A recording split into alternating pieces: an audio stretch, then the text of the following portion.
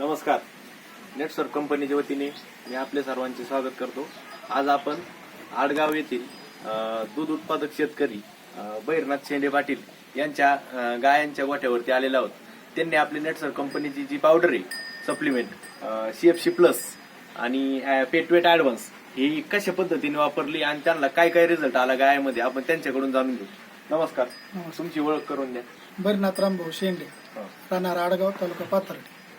आपण ही जी पावडर वापरतो CFC plus ही किती दिवसापासून वापरतो? 2 वर्षापासून. 2 वर्षापासून. आणि ती पावडर चालू केल्यानंतर आपल्या गायांना काय काय बदल झाले? बदल म्हणजे ते एकदम पचनक्रिया चांगली होती. बर. पोटी एकदम गावरान जाणाऱ्यासारखी राहते. हा. आणि फॅट येशने पण वाढते 2-2 पॉईंट. आणि दुधामध्ये काय बदल होते?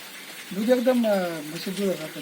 हो, घट्ट दूध येतं. घट्ट दूध. आणि शेणाची पावटी घट्ट एकदम निर्माण. गावरान जाणार. त्याच्यानंतर आपण ही जी कारडी आहे आपण बघू, या कारडीला सुरुवातीपासून आपली पावडर चालू आहे. तर ही किती महिन्याची आहे आता सध्या? आता ती अजून 2 वर्षाची व्हायला 2 महिने व्हायचे. बर. आणि किती महिन्याची गाभण? 5.5. 5.5. म्हणजे किती महिन्याची असताना भरली आपण?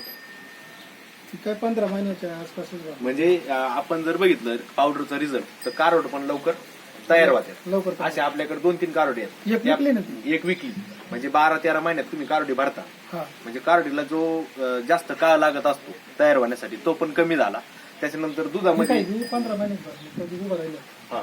म्हणजे एकंदरीत तुम्ही ही नेटसर कंपनीची जी CFC ची पावडर आहे ही वापरून समाधानी आहात का? हा, समाधानी. आणि कंटिन्यू वापरणार? ही जर नटली तर आम्हाला असं होत आहे हा. की ही आपण जसं चहा पितो तसं हिचं रोजचं देणं होत आहे आम्हाला. बरं. म्हणजे तुम्ही कंटिन्यू वापरता. हा. म्हणजे संपली का लगेच परत घेणार असं.